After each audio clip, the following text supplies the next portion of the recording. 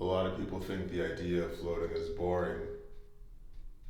This video is about boredom in a float tank.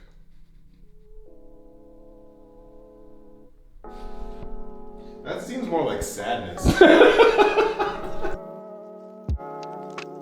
Welcome back to another video. We're talking about boredom today. I'm Matt with Modern Gravity. JP has a bunch of headphones on behind the camera. Boredom, it's one of the more common things that get asked, which is, I feel, a pretty reasonable thing to talk about when you're getting into a big, quiet bathtub for an hour. I think a lot of people come in thinking that paint drying is a lot more exciting than laying in a dark room by themselves, but that just ends up not being really that big of a problem when it comes to getting to a float tank. Oh, look at that. You didn't even have a password on your computer. I do, it just doesn't work properly. So, anyways, am I gonna be bored or... What am I gonna do in the tank for an hour? Well, yeah, or they even ask, like, they have questions like, how long is the float, right? There's literally people who are asking because they just want to know how long the experience is. Some people are looking to have it, like, they want to float longer than an hour. Am I going to be bored in there? Is an hour too long, or is an hour and a half too long?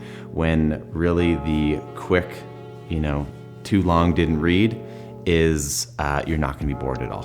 Why you might feel bored, you're going in and laying with your thoughts for an hour, which can be a pretty wild experience for some. And when we don't just get out of our own way and let our brains slow down, it can sometimes feel like a long experience.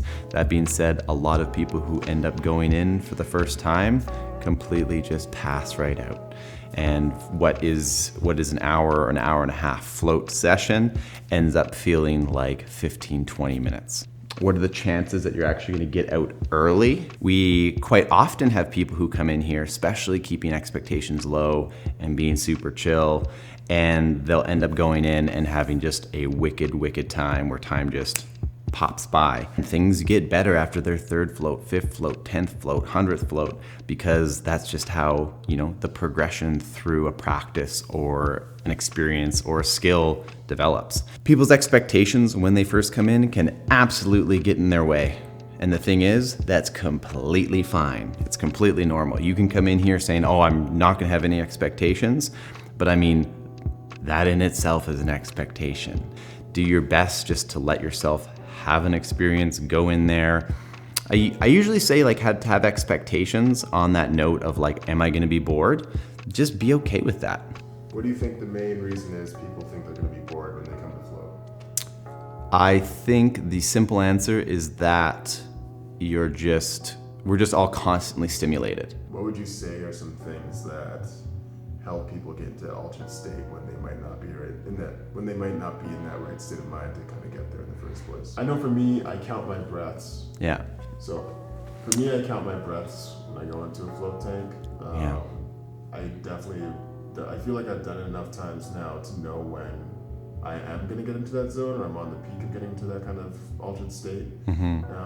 And you can kind of go one way or the other. Yeah, that's a really good question. Thanks, man. I try. Because you can go from multiple, the three things that come off the top of my head. One is just float more, right? Float 3 or 4 times in the smallest period possible. The reason I kind of stay away from that answer all the time is it because you own a float business? Is because you own a float business and you can't really just tell people, yeah, you should just float 1,000 times this month, that's how we stay open. Now, actual tips of what you can bring into your next float is, like you said, breath work, box breathing. You can get into, if you come from a background of meditation or Kundalini yoga, you can bring that type of work in. Anything to do with breathing and focusing on something other than your thoughts is going to be pretty beneficial. What was the third one that I was thinking about? Oh yeah, until you floated 3, 4, 6 times, just try not to have pressure on yourself and think about whatever you want to think about. Whether it's your junk or somebody else's or your own thoughts or not, if you have a bunch of junk in the way, in front of the door and down a hallway, you need to let it go or just get it out of the way before you can actually move on and go whatever the metaphor of going through a door is, whether that's moving on to something else or simply literally leaving your house, having a bunch of stuff in the way, whether it's your own or somebody else's, it's not super helpful. Well, there you go. Yeah. And how many of us, though, will just sit there? This is like, it's kind of on the same topic, but maybe a bit different. But how many people will just sit there and complain about all the trash and junk sitting in their brain or down that hallway in front of a door when they're trying to get out somewhere? And they just sit there and stress out about all this stuff everywhere versus either running through it, cleaning it up, moving it out of the way, or using telekinetic powers to leverage it up and then jam it into a ball. You know what I'm talking about? No. And on that note, Yeah. I think we're going to go into the outro. Do we have an outro? Not yet. Yeah. If you like these videos, we're going to make more videos.